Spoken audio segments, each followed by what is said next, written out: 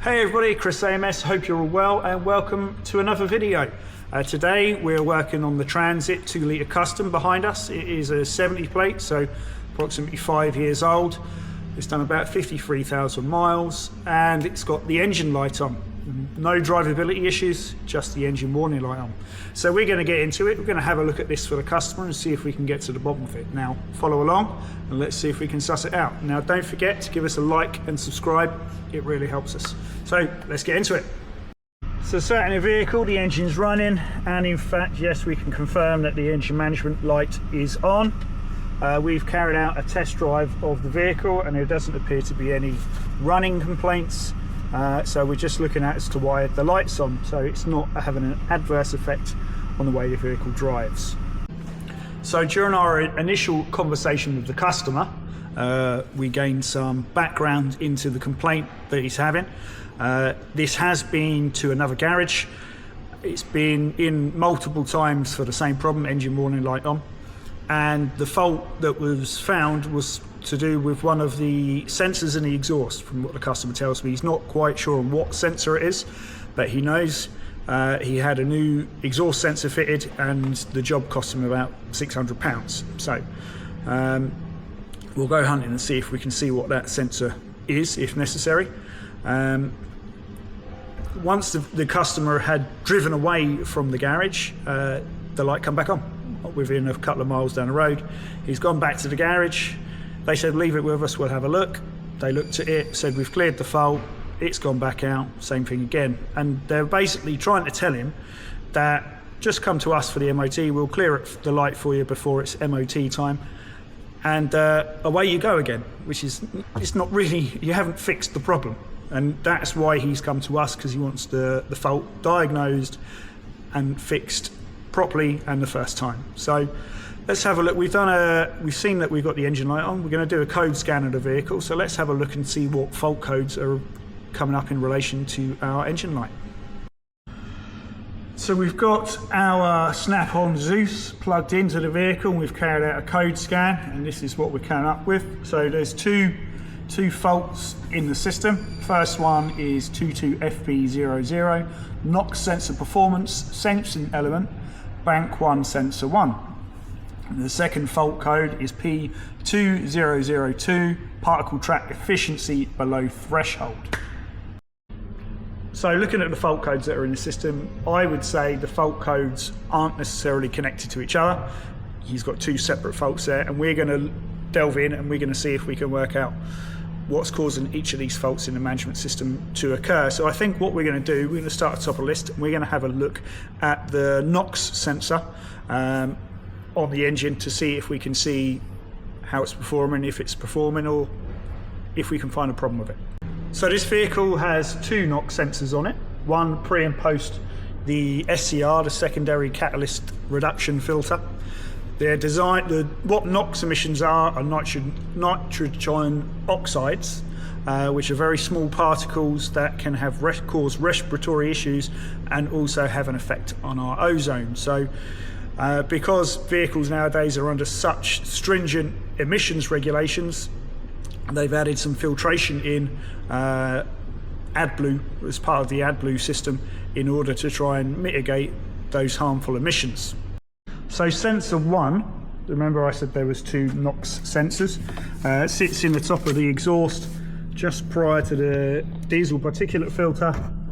You can see the top of it here, just behind the turbo, and that runs off down to its own control module, which sits underneath this air pipe. So you can see that metal component. Let me see if we can get a better light on there for you. So that component there, basically that sensor has its own ECU that is CAN networked to the engine management system, and that's what it uses to detect NOx in the exhaust emissions. So based off the fault codes, its likelihood is that we've got a faulty NOx sensor. The sensor itself has its own small ECU built onto the end of it, and it kind of has the ability to carry out a certain amount of self-diagnosis. What we can check for is we can check for power, we can check for ground, and we can check for CAN signal to make sure that they are all okay. Failing that, assuming that all that stuff is okay, then we're going to be putting a new NOx sensor on it and calibrating it to the vehicle. So let's do that now. Let's pull up a wiring diagram and see how it's configured. So we're using E3 Technical for our technical data.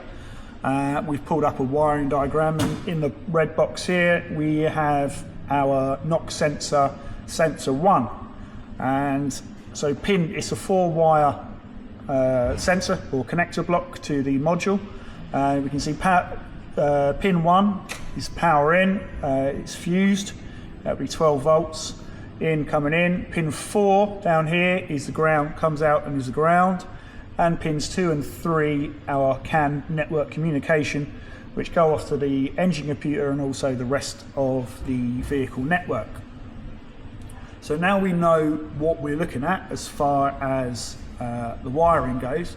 Let's have a look at the vehicle and we'll carry out our test plan. So first off, we're going to have a look to see where we got power and ground. What we're going to need is we're going to need the lead off of our power probe. We've got power probe 3, but we just want to use the lead off it at the moment because we want to make sure we've got good power and ground from the vehicle. So there's an under bonnet connector we can use, so let's just connect into that one. And I'm going to earth it at the other end off the lifting eye for the engine. In order to check or load test our wires, our power and ground, I've got my incandescent test light out, OTC incandescent test light, and we're going to plug, first off we're going to check to make sure that our test light is okay. So we're going to plug it into one into the negative of the power probe lead and the other one into the positive, and then you can see we've tested our test equipment and proved it is good. So next we're going to disconnect the component, and I am going to check the power side and make sure that we've got good power supply. So the actual control module for the sensors down underneath this air box. So I've just disconnected it. I'm going to use our power probe to check for power coming in. So it's either pin 1 or 4 that we're looking at. And there, I don't know how well you can see that. Let's turn that light out. You see that? We are lit. Okay, that's pin 1. And that's proving that we've got a good power supply into our NOx module. What we're going to do next is we're going to swap our test lead over to the power side. So now this is connected directly to the battery positive, and we're going to check the other side. So we're going to check the ground side, and there you can see as well that we've got a good ground connection to our component. So our powers and grounds are good. I'm happy, they're all tickety-boo. Okay, so do we need to check our CAN network signal? Now, we don't really, and let me show you why. So the reason why I don't think we need to overly go into checking our CAN network signals is, with the component unplugged, now we've added our third fault code in, the one at the bottom, lost communication with NOx sensor A, okay? So the fact that that wasn't there before and is now there is showing that there was communication, and now there's not, because the component is disconnected.